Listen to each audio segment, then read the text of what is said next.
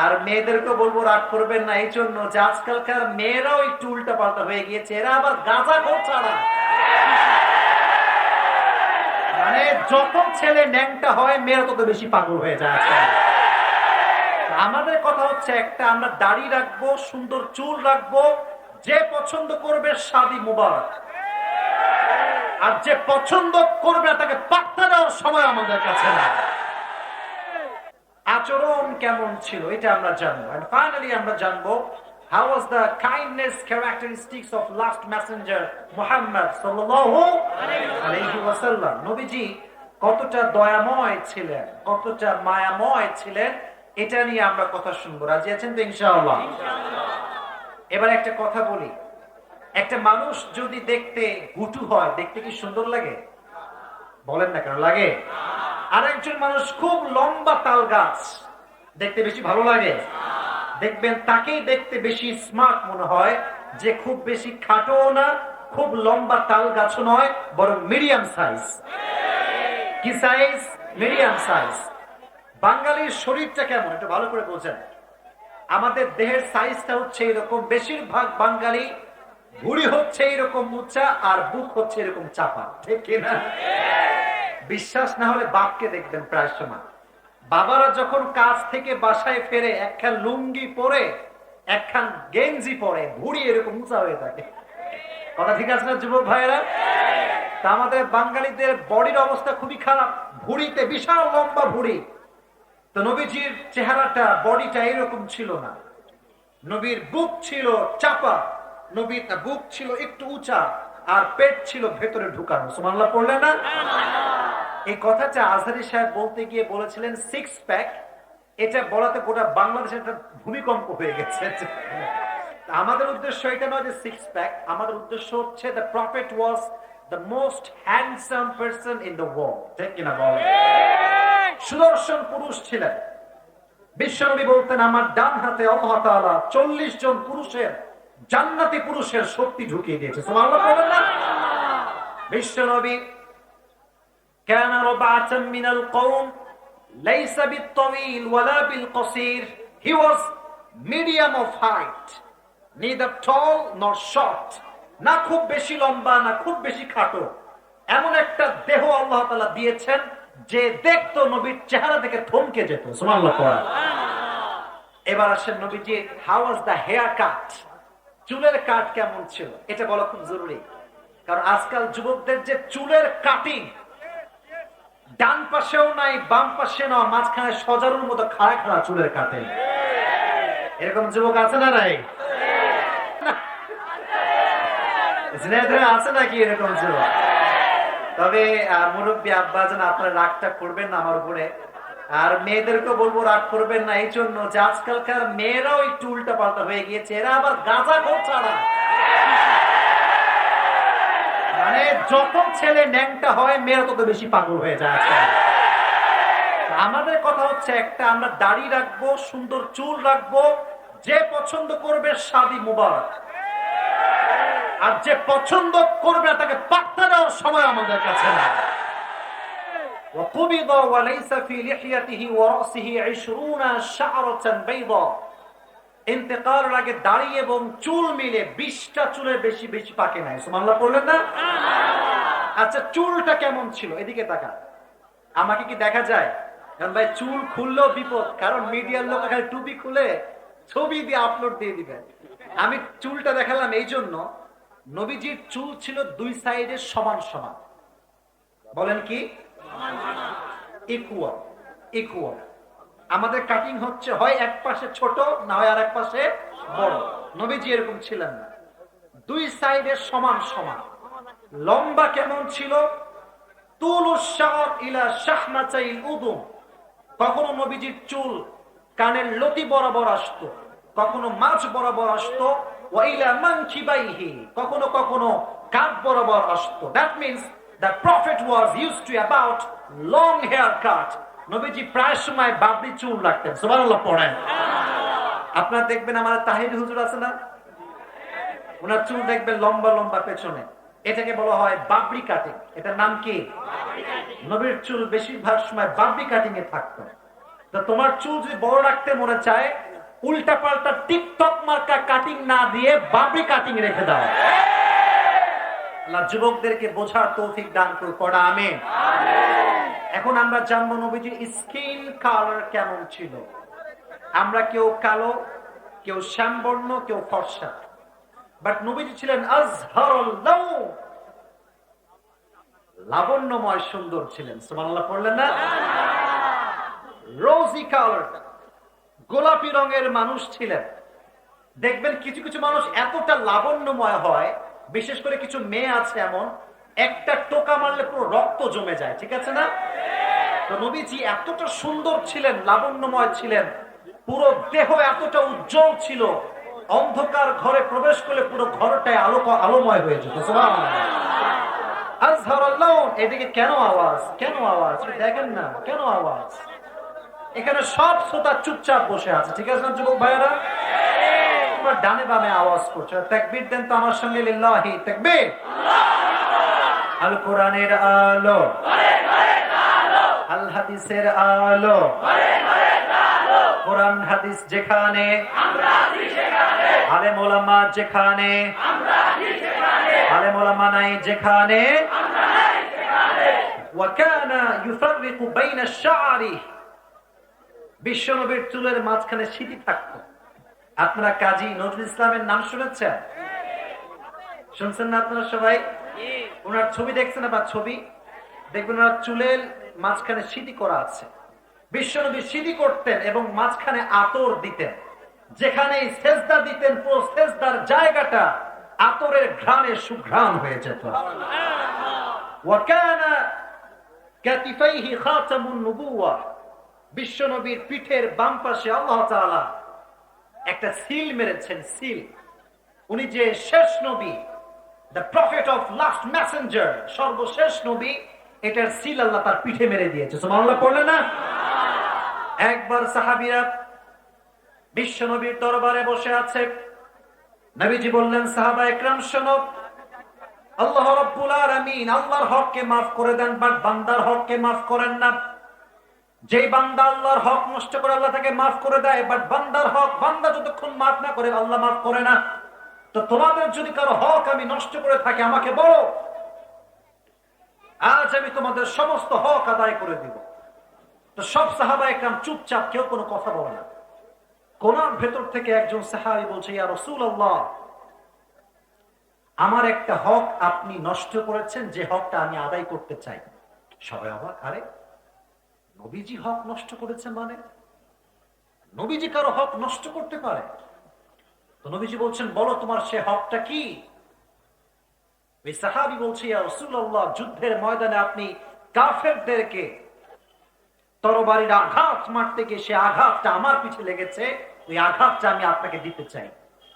এই কথা শুনে ওমর ফারুক রক্ততে এমনি গরম, আরো গরম হয়ে গেছে। কত বড় সাহস, নবীর গায়ে তুই চাবুকের আঘাত দিবি? তুই খালি সামনে আয়, করে দেখতেছি কি করতে হয়। যখন সে সামনে আসবে, ওমর ঠেলে চলে আসছে। নবীজি বলছেন, ওমর কিফ কিফ, স্টপ, থামো, তোমাকে কিচ্ছু করতে হবে না, আমি দেখছি বিষয়টা।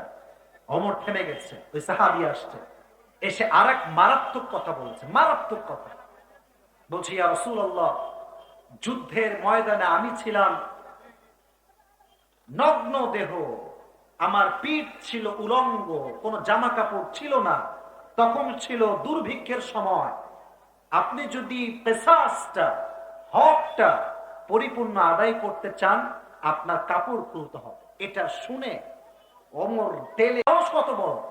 নবীজি বলছেন, ওমর থামো, একটু থামো না, আমি দেখছি। নবীজি নিজের পিঠ এর কাপড় একটু উঠিয়েছেন, জাস্ট মুহরুন নবুয়া বের হওয়ার সঙ্গে সঙ্গে ওই সাহাবী দৌড় দিয়ে এসে নবীর মুহরুন নবুয়াতে চুমু খেয়ে ফেলেছে। আপনারা সুবহানাল্লাহ পড়লেন না?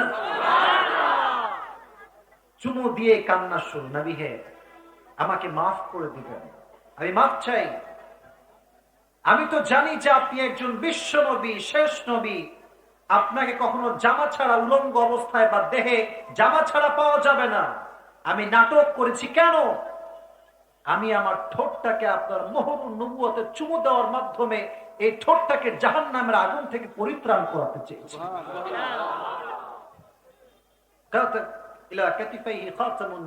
বিশ্বনবীর বাম দিকে পিঠের উপরে আল্লাহ তাআলা সিল মেরে দিয়েছেন। কি সুন্দর সিল! শেষ নবী তিনি। প্রত্যেক নবীকে আল্লাহ তাআলা বিশেষ কিছু গুণ দিয়েছেন, বিশেষ কিছু কোয়ালিটি দিয়েছেন। বাট আমার নবীকে আল্লাহ যা দিয়েছে কোন নবীকেই তা দেয়নি। এই যে বললাম মোহরুন নবুওয়া, কানা কাতিফাইহি খাতামুন নবুওয়া, এটা শুধুমাত্র মোহরুন নবুওয়া নয়। নবী যখন নামাজ পড়তে দাঁড়াতেন, ইমামের মুসল্লায় বলতেন ইস্তাকিমু ওয়া'তাদিলু ইয়ারহামুকুমুল্লাহ, কাতার সোজা করো, ফাঁকা জায়গা পূরণ করো, আল্লাহ তোমাদেরকে রহম করবে। আর মাথায় রেখো, আমি নবী যেমন সামনে দেখি, এট দ্য সেম টাইম আমি পেছনেও সব দেখতে পাই। তো সাহাবা একরাম বলতেন এই যে খাতামুন নবুওয়া ছিল, it was like a CC camera. এটা ছিল বিহাইন্ড সিসি ক্যামেরা, সামনেও যা দেখতেন পেছনেও তা দেখতে পেতেন। সুবহানাল্লাহ পড়লেন না? মুস্তাওয়াল জাবি, প্রশস্ত ললাট ছিল, ওয়া আশামুল আনফ। আচ্ছা, আপনাদের ঝিনাইদহে যাদের নাক চাপা হয় এদেরকে কি বলেন আপনারা? কি বলেন ভাই? নাক বোচা বা নাক শক্ত। আচ্ছা, নবীজির নাক চাকটা ছিল না, লম্বা নাক ছিল। যে দেখতো একবার চেহারার দিকে তাকিয়ে থেকে যেত। সুবহানাল্লাহ পড়তে পারলেন না? আশামুল আনফ, লম্বা নাক ছিল। ওয়া বায়াদু ইবতাইহি, এটা হচ্ছে আমার বগল। আমাদের বগল কি সাদা হয় না কালো হয়? কথা কয় না, বলেন সাদা না কালো হয়? বিশ্বনবীর দুইটা বগল ছিল শুভ্র সাদা। সুবহানাল্লাহ। তাহলে বুঝলেন কি আমার নবী দেখতে কি অসুন্দর না সুন্দর? এই নবীর উম্মত হতে পেরে আমরা সবাই খুশি না বেজার? সুবহানাল্লাহ পড়লেন না? এবার আসেন নবীর আচরণগত বৈশিষ্ট্য। তবে আমি খুশি এই জন্য আপনাদের উপরে যে আপনারা হচ্ছেন শ্রোতার মতো শ্রোতা, যাদের কথা শুনলে আরো কথা বলতে মনে চায়। আমি একবার আসছিলাম আপনাদের, আচ্ছা, আর একবার আসছিলাম ওই যে আপনার, হ্যাঁ হ্যাঁ হ্যাঁ, ওখানে আসছিলাম। তো আমি বুঝেছি ঝিনাইদহের মানুষ এরা কথায় খুব পটু। আচ্ছা, ঝিনাইদহ খুলনা বিভাগের ভিতরে না? আমার জন্ম কিন্তু খুলনা, এটা কি আপনারা জানেন? আমি কিন্তু খুলনার ছেলে। তো রাজশাহীতে থাকি বা ঢাকাতেও থাকা হয়, বাট আমি কিন্তু খুলনার ছেলে।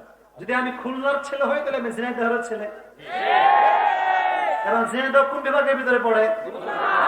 আমার বাড়ির লোক ভাই, আপনাদের ভাষা আমার বাড়ির লোকের ভাষা সেম সেম, একদম সেম। আমার মা যখন কথা বলবে কেউ বুঝবেই না তার বাড়ি রাজশাহী, পুরো খুলনার ভাষা। আমার বাপ পরিপূর্ণ খুলনার ভাষায় কথা বলে। আমরা এক সময় বলতাম ভাতটা বেড়ে গেছে তাই বলা হয়। তো আমরা খুলনার ভাষায় কথা বলতে পারি।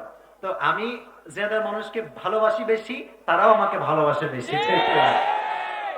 আচরণ কেমন ছিল দেখেন, আমি একটা প্রশ্ন করি সবার মেধাকে জাস্টিফাই করার জন্য। নবীর একজন কলিজার টুকরা মেয়ে ছিল যার দ্বারা বংশ বিস্তার হয়েছে। মাশাআল্লাহ, জোরে বলেন নাম কি?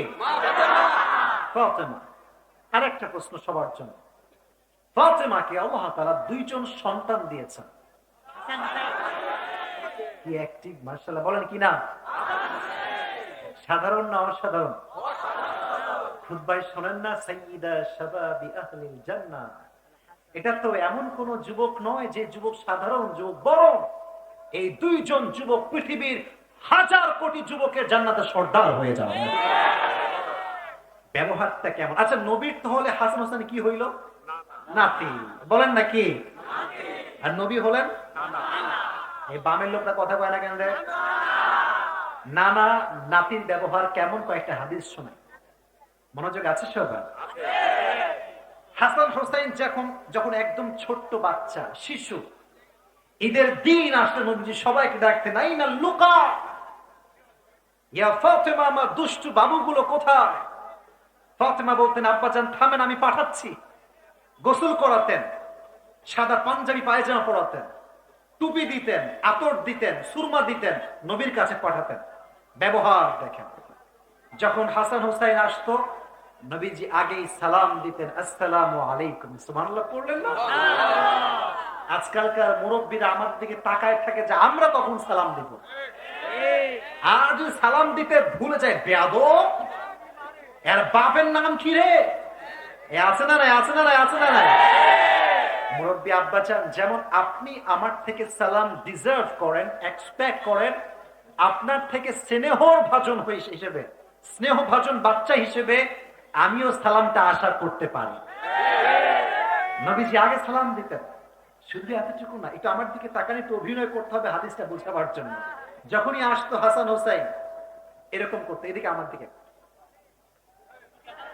সুবহানাল্লাহ পড়লেন না? নাতি নানার সম্পর্ক, মজা আর কি। বাচ্চা মানুষ তো আমরা এরকম করি, গুতা মারি, মজা করি না আমরা? নবীজি মজা করতেন। একদিন নবীজি ঘরে ডেকেছেন হাসান এবং হোসেনকে ঈদের দিনে। মাঝে মাঝে আমার বাচ্চার জন্য ঘোড়া হই না, ঘোড়া, ঘোড়া বুঝেন না, এই দুইটা হাত সামনে দিয়ে একদম ঘোড়ার মতো হওয়া। তো নবীজি ঘোড়া হয়েছে, হাসান বসেছে সামনে, হোসাইন বসেছে পেছনে। ইন দ্য মিন টাইম একজন সাহাবী, তার নাম হচ্ছে জাবের রাদিয়াল্লাহু তাআলা আন, ঢুকে গেছে ঘরের ভিতরে। ঢুকে দেখছে অবাক করা বিষয়, বিশ্বনবীর পিঠে দুইজন বাচ্চা হাসান এবং হোসাইন ঘোড়ার পিঠে ঘুরছে। এবার জাবের বলছে আল্লাহু আকবার, আল্লাহু আকবার, নি'মাল মাতি'। আরে হাসান হোসেনের কপাল কত ভালো, কি সুন্দর ঘোড়া পেয়েছে। সুবহানাল্লাহ পড়েন আপনারা। তো নবীজি বলছে তুমি কি বললা, এটা খালি ঘোড়ার কথা বললেই হবে? মানে আমার রাখিবা, যারা সওয়ার হয়েছে এদের ব্যাপারে কিছু একটা বলো তুমি। তো চুপ করে আছে, বলছে আমি বলছি শোনো, এরা হচ্ছে সেই দুইজন যুবক সাইয়্যিদা শাবাবি আহলিল জান্নাহ, যারা জান্নাতের সমস্ত যুবকদের সর্দার হবে। তো কপাল তো শুধু তাদের ভালো না, আমার কপালও কত ভালো যে আমি জান্নাতি যুবকদেরকে আমার পিঠে চড়াতে পেরেছি। সুবহানাল্লাহ পড়েন। আর এক হাদিসে আসছে, বিশ্বনবী একবার নামাজ পড়তে গেলেন ইমামের মুসল্লায়। আজকালকার তো বাচ্চারা মসজিদে আসলে মুরব্বীরা এমন ব্যবহার করে, বাচ্চারা তওবা করে যাওয়ার সময় বাসায় ফিরে যায়। এরকম হয় কি হয় না বাংলাদেশে?